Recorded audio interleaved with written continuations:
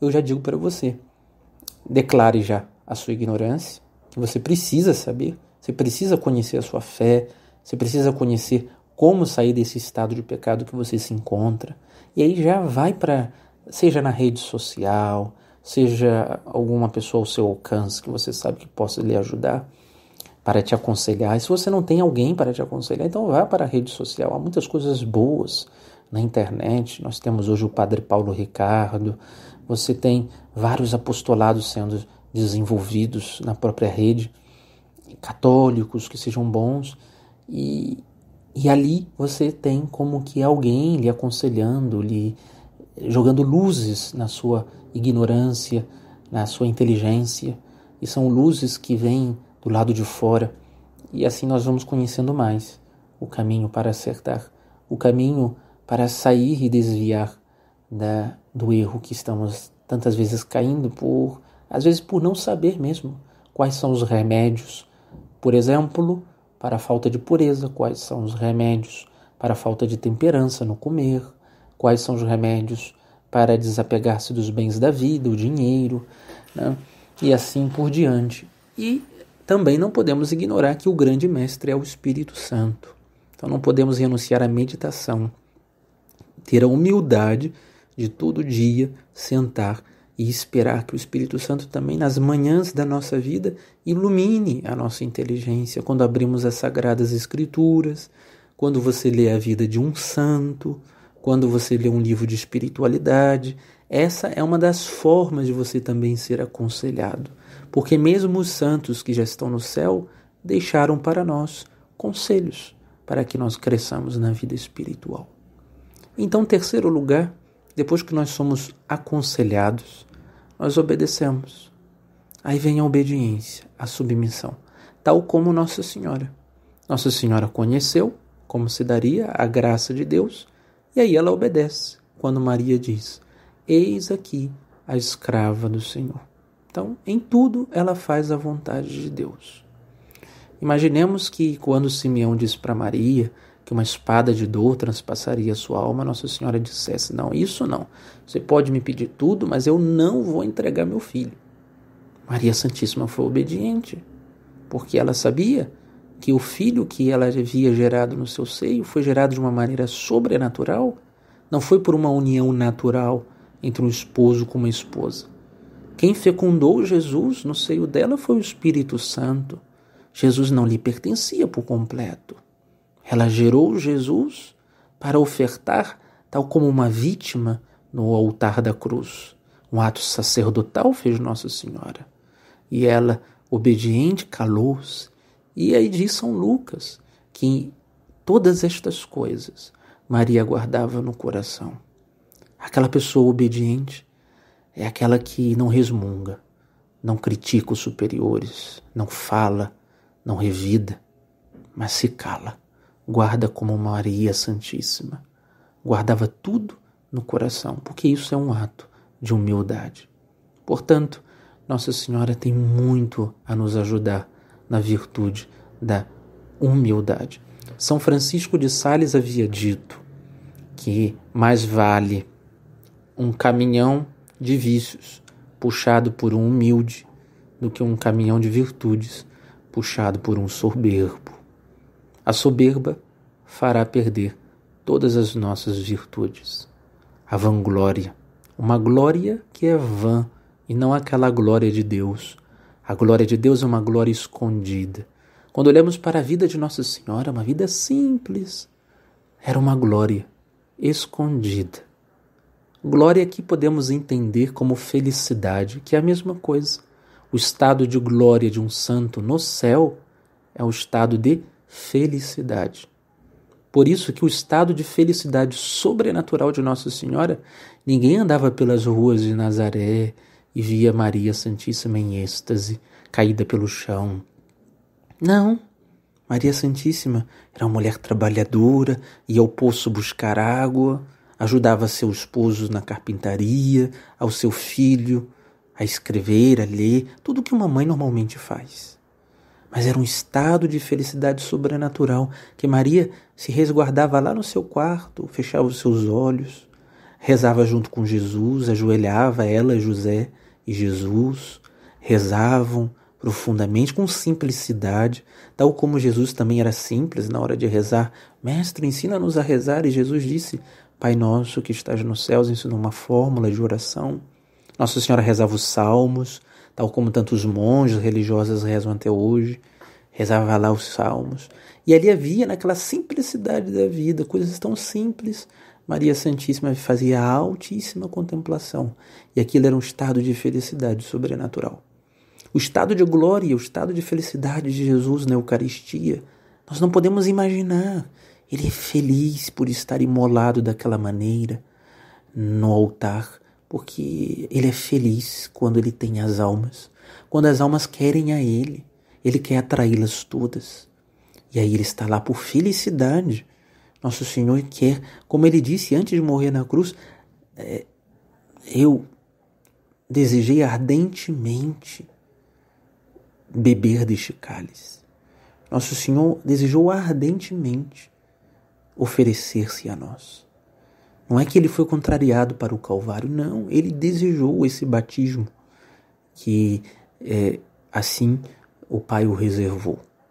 Então, na Eucaristia existe um estado imenso de glória, mas a glória da Eucaristia é escondida. O que nós vemos é pão e vinho, a pobreza do pão e do vinho. Mas por detrás daquela aparência existe um estado de glória tremendo, em que os anjos tremem ao ver tanta onipotência por detrás do véu do sacramento. E assim, na simplicidade da vida, existe um estado de felicidade sobrenatural, enorme, profundo. Uma vida humilde, somos chamados a levar como Maria e Jesus. Sensivelmente, devemos ser pessoas simples, humildes, de fácil acesso, como era o Cristo, né? E como era Maria. E assim Nossa Senhora, tão humilde que era, que se confundia até como uma ajudante nas bodas de Caná. Que tinha ela a ver, era uma convidada na festa, mas atenta estava e percebeu que o vinho iria acabar. Isso é humildade de quem serve, de quem obedece a Deus. Porque ela mesma disse, eu sou a escrava, eu sou a serva, e se ela é a serva do Senhor, ela tem que servir as almas, assim como nós. Maria Santíssima está o tempo todo nos servindo. Que humildade! Ser servidos pela Mãe de Jesus. É muita humildade, Maria. Nós também somos chamados hoje a seguirmos o caminho da humildade. E termino com a história de São Felipe Neri. Conta-se que certa vez o bispo mandou chamar São Felipe. Felipe era um padre da cidade de Roma, e lá o seu bispo pediu que fosse a sua presença. Quando São Felipe Neri lá chegou, o bispo estava muito inquieto, pois tinha uma religiosa que estava vendo e tinha aparições místicas de Nossa Senhora. E o bispo disse ao padre Felipe, sabendo da sua erudição e da sua santidade, disse ao padre, Padre Felipe, o senhor é um homem experimentado nas ciências sobrenaturais. Eu queria, encarecidamente, pedir ao senhor que fosse verificar a autenticidade dessas aparições de Nossa Senhora para a tal dita monja. Muitos fiéis querem ir lá visitá-la e saber se realmente ela vê, se são certas as suas palavras para os fiéis que se aglomeram no convento.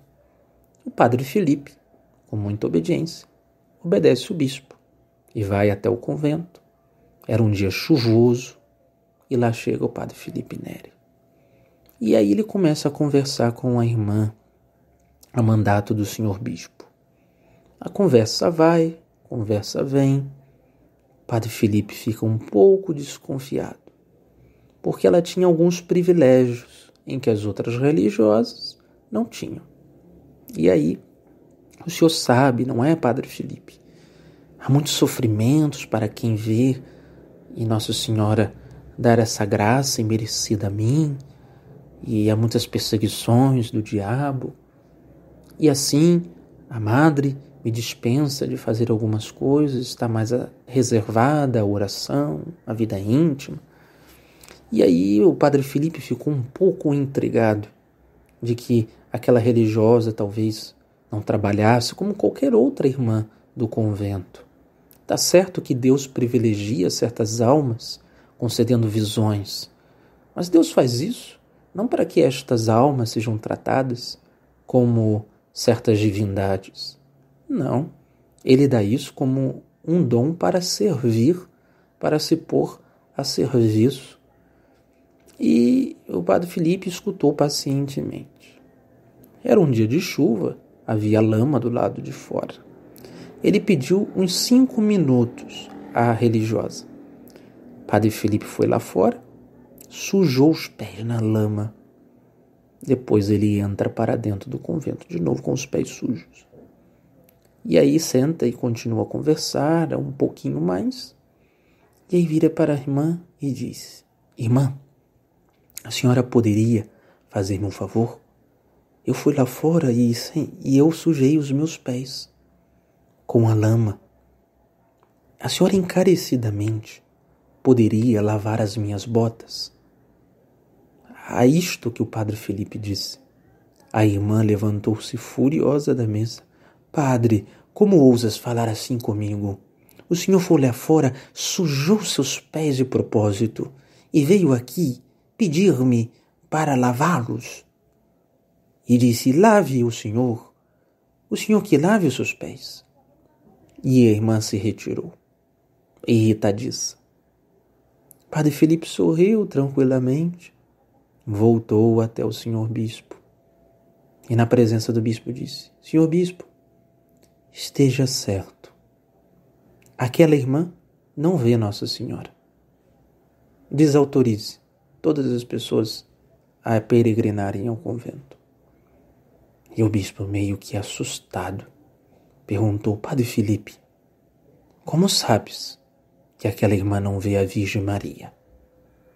E o padre Felipe responde: Senhor bispo, Nossa Senhora jamais apareceria para uma pessoa orgulhosa. E aquela irmã, ela sofre do orgulho. Que forte, não? Nossa Senhora jamais apareceria para uma pessoa orgulhosa.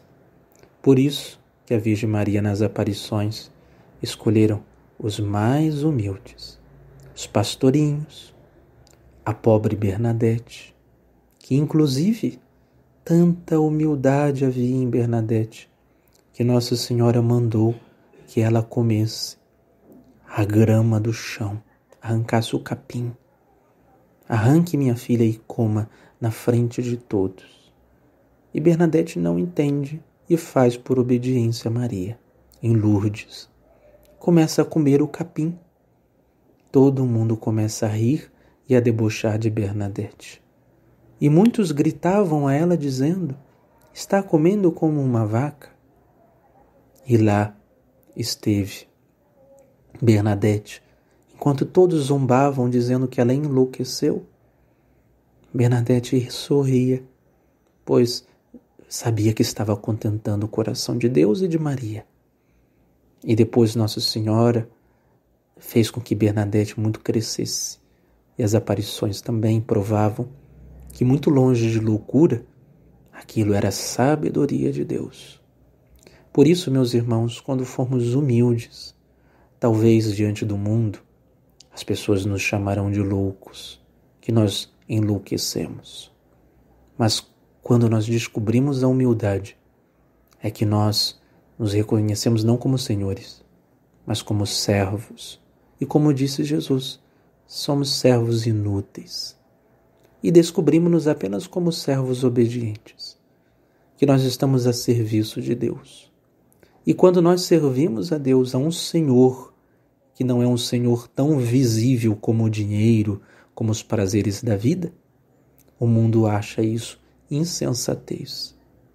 Por isso, continuemos a buscar a humildade, porque o mundo soberbo e vaidoso em que vivemos parece já estar a desmoronar, tal como a Babilônia dita no livro do Apocalipse, em que a Babilônia está a